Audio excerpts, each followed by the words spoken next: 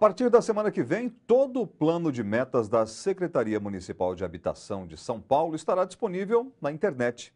O secretário José Floriano informou para a TVT que tudo o que será realizado nos 4 anos da administração de Fernando Haddad poderá ser acessado pela internet por qualquer pessoa interessada na área de moradia popular, como o andamento de obras, as desapropriações, urbanização de favelas.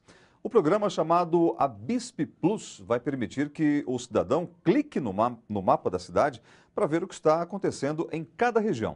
Também será possível fazer comentários que serão avaliados por uma assessoria. São Paulo tem 1.321 linhas de ônibus que transportam perto de 9.600.000 passageiros por dia. Em 2012, as empresas de ônibus de São Paulo receberam juntas 5,5 bilhões de reais. A que mais faturou com o transporte público no ano passado recebeu R$ 2,65 de cada passageiro. A Prefeitura está agora repensando esse tipo de contrato com as empresas de ônibus. Você vai conhecer melhor como funciona o sistema de transporte paulistano na reportagem de Michele Gomes. Qual a sua avaliação sobre o transporte público na cidade de São Paulo? Eu acho muito precário, eu acho que deixa muito a desejar.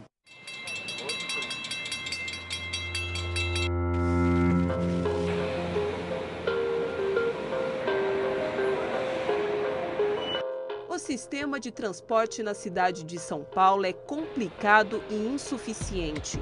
São 134 quilômetros de linhas de trem, 78 quilômetros de metrô e 15 mil ônibus municipais que percorrem cerca de 4.500 quilômetros em toda a cidade. Eu acho que os carros são antigos, são desatualizados internacionalmente falando. Os horários não conferem, os pontos de ônibus não dizem os ônibus que passam por ali, nem os horários. O metrô já está desatualizado porque a capacidade já não atende a demanda. O trem, o cheiro do Rio Pinheiros é horrível. A cidade de São Paulo não tem uma rede de transporte de massa. E transporte de massa, que tem um grande descarregamento de pessoas, é trem e metrô. Então, só fazer um comparativo. O São Paulo começou a construir o metrô em 76, junto com a Cidade do México, que tem a mesma população que São Paulo. Hoje, a Cidade do México tem 202 quilômetros de metrô. São Paulo tem 78 quilômetros de metrô. Segundo a Secretaria Municipal de Transportes de São Paulo, 81% das viagens feitas na cidade são de ônibus. Um dos grandes problemas da cidade de São Paulo é a questão da velocidade dos ônibus. O tempo que o usuário fica no ponto do ônibus esperando o ônibus, o tempo que ele fica dentro do ônibus, e a superlotação tem a ver com isso. Então, o problema da cidade de São Paulo não é a falta de ônibus, é a distribuição desses veículos no território, que tem locais que tem muitos ônibus e tem locais que não tem ônibus. E o tempo que esse ônibus fica no trânsito. Tem que fazer um sacrifício aí para poder manter aí, para a gente poder conseguir chegar no serviço no horário, pelo menos, né? Eu acho que o transporte público devia ser setorial, cobrado por setor. Sendo um transporte público, como que a gente ainda tem que pagar? Quer dizer, o governo, a prefeitura subsidia as empresas, a gente vai e paga de novo. Então está todo mundo pagando e quem está se beneficiando são os donos do contrato, que é a empresa de ônibus.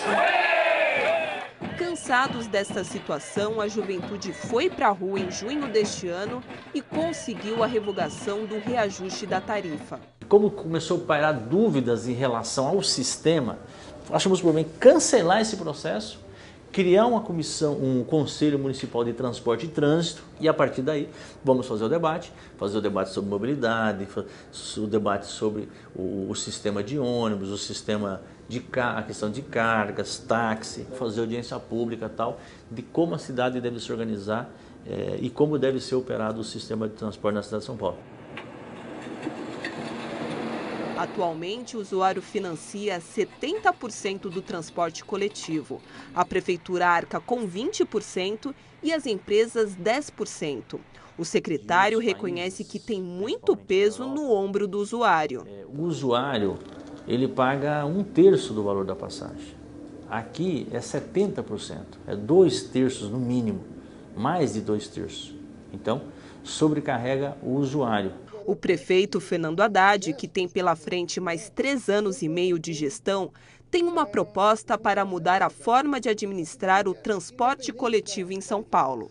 O usuário tem que pagar 1/3, o poder público 1/3 e 1/3 o usuário do carro. O usuário do carro, na medida que ele está dentro do carro e ele está sozinho, ele ocupa um espaço de 6 a 8 vezes mais do que o próprio tamanho dele. Ele tem que pagar por esse espaço que ele está usando, tá certo? O mecanismo que a gente encontrou, que vemos uma ideia do prefeito, é de que você taxar gasolina.